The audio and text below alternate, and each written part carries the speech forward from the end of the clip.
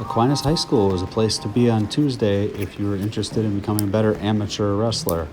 UFC fighter and former WIAA and NCAA national champion Ben Askren was in the Crosse to show off his wrestling knowledge and help more than 100 campers during 2 sessions of a wrestling camp at Aquinas. Askren, known for his candor and trash talking in addition to his ability as a fighter, sat down to discuss the UFC and his wrestling past with the Tribune's Colten Bartholomew in the middle of 2 sessions that were taking place at Aquinas on Tuesday.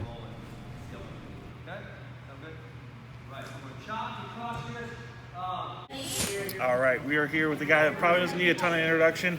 Olympic wrestler, MMA fighter, one of the best wrestlers in the history of Wisconsin, Ben Askren.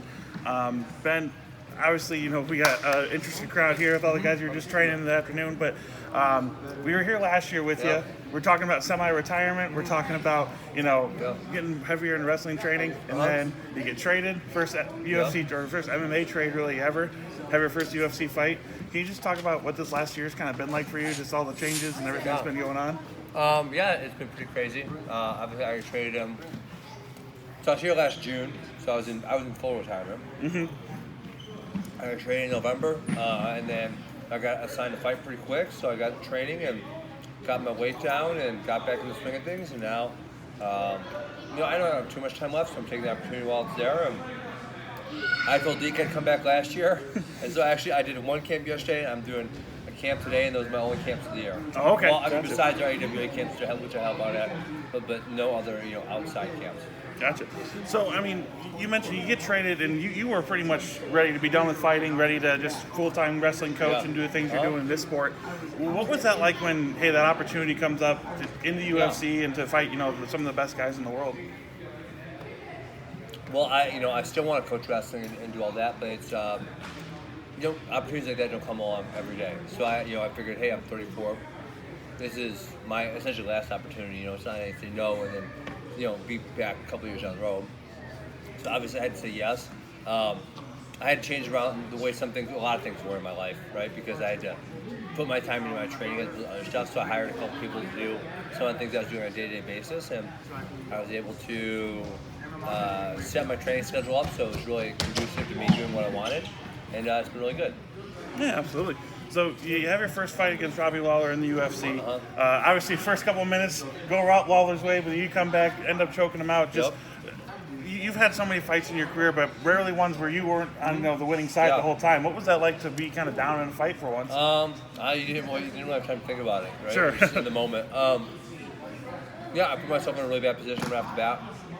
Kind of didn't think he had the ability to lift me up and slam me, and then, you know, get my wrist trapped under me from there. But I took some damage, and I was able to fight my way out of it. And I think it showed. It showed sides of me that I didn't really need the public to see, right? That I can take a punch, that I got a lot of heart, that I'm willing to deal with adversity. I don't necessarily need the world to see that. I knew it was there from my wrestling days, but everyone got to see this. So I think it's another facet in my fighting game that is tough for people to deal with. Absolutely. Make sure you guys are following Ben on Twitter, because this one's coming from his Twitter. But where are we at with the Bum of the Month Club? Is it Masvidal until you guys fight, or is it just still kind of making the list right now for it? Yeah, still making the list. Now, I mean, you know, obviously after Masvidal, I'm pretty keyed up on the Colby Usman fight, which they haven't signed for whatever reason. But I think that's what's going to be on the horizon for them. Sure. And one last one from Twitter here. A couple days ago, maybe it was last night even, Justin Bieber, for whatever reason, calls out Tom Cruise. I saw that, yeah. Who do you got? Man, I never thought about those guys fighting. I mean, one guy's 30 years older, so that's true. That definitely works against it. But I've never seen any of them do anything athletic, so I don't even want to comment on that. Okay, I got you.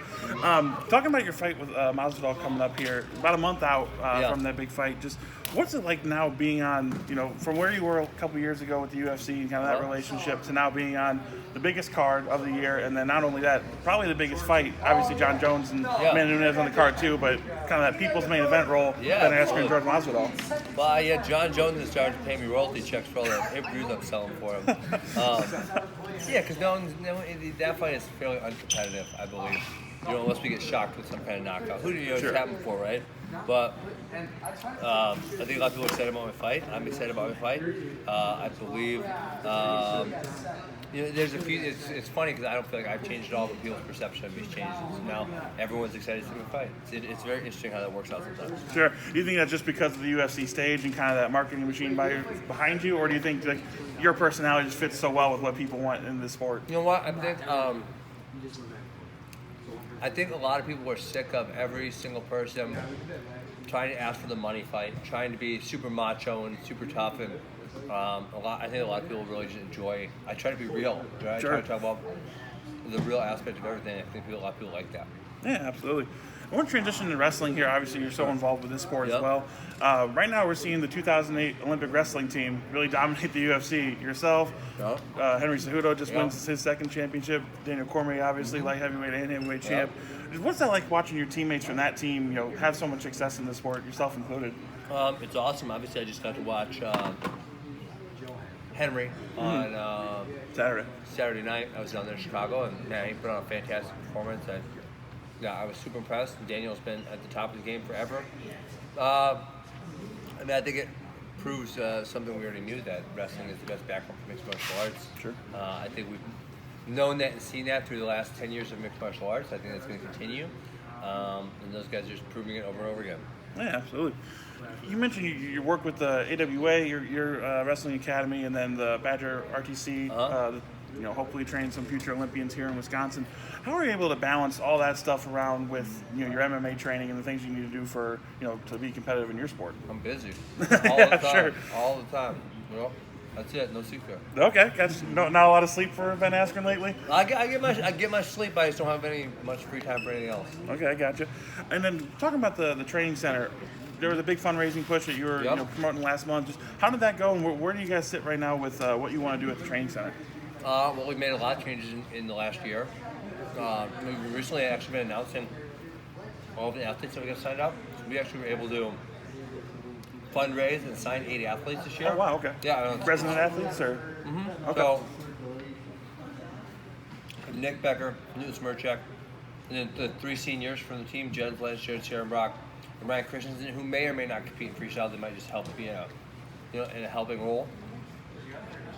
And then we signed the 3 women, which is Ronnie Heaton, Ainsley Lane, and Jane Loren. So, sure. Yeah, it's exciting. We're building it up fast. Yeah, and I know you've been watching it happen in MMA and wrestling, but we've seen more and more women come into both sports lately. And wrestling, girls wrestling here in this area of the state starting to blow up a little bit. How interesting is that from where you were when you were coming up in wrestling? Maybe 1 or 2 girls in a state. Now we're there's whole teams, and the state's considering now a girls' state tournament. Yeah, it's great. Actually, Wisconsin's kind of being slow on that. Okay. I believe there's 18 other states who've sanctioned girls' state tournaments. And really, when you think about it, Wisconsin is ahead of probably 16 of those states. Sure. Wisconsin's one of the best states for women's high school wrestling. Then we just had Stevens Point added wrestling, women's wrestling this year, and so did Carthage College. That was just announced yesterday. So we have 3 women's colleges in the state. It's great.